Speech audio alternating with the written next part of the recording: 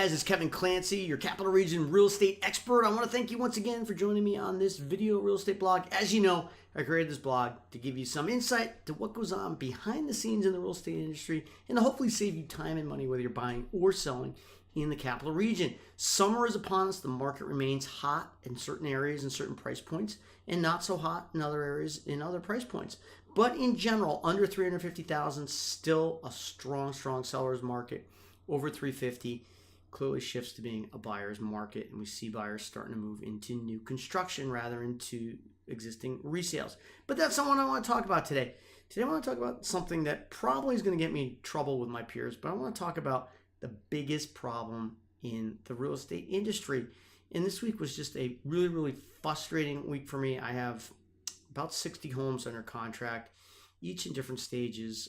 Tremendous amount of work to keep those deals going and dealing with different agents with different levels of experience. Just a frustrating experience, and that's what I want to talk about.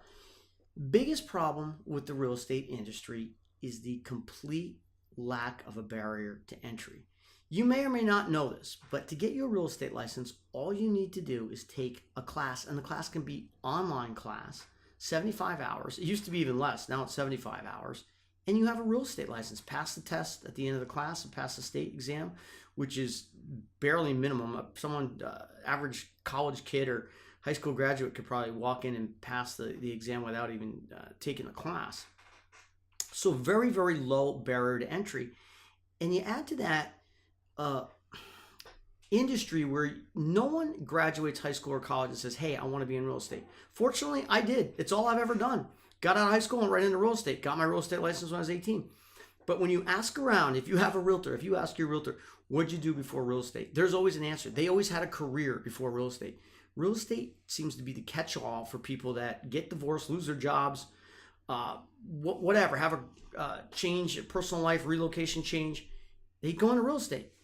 And it's unfortunate, but it makes the industry much more difficult. And I'm not the smartest guy in the shed, but I can tell you just this week from getting questions from realtors that have been in the business 10 years, you scratch your head and you wonder, how are they in the business 10 years and don't know the answers to questions? How are they representing their clients?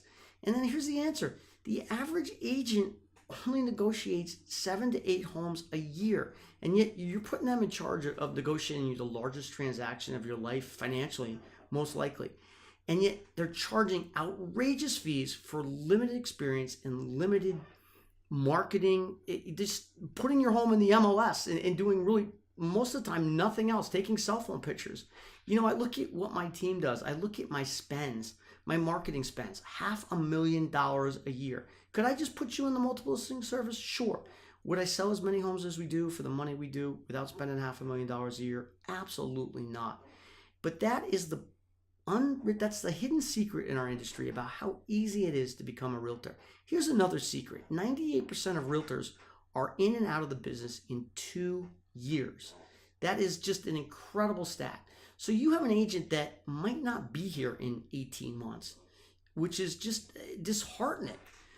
Haven't been in the industry 25 years. I've seen many changes, but I can tell you, if I had anything to say about it, and I don't mean to be upset about it, but I would change the barrier to entry. I would make it, you have to have 2 years experience working for someone before you even think about getting a license, just like appraisers do. You become an apprentice. I would almost make a college degree necessary.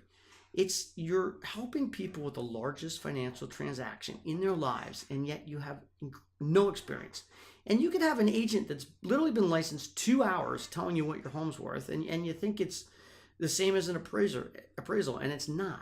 So that's what I have to say for today. So if you're hiring an agent, be sure to interview them. Ask how long they've been in the business. Ask them how many sales they have. Ask them how much they spend on marketing. Ask them what their marketing plan is. Ask them how many buyers they work with.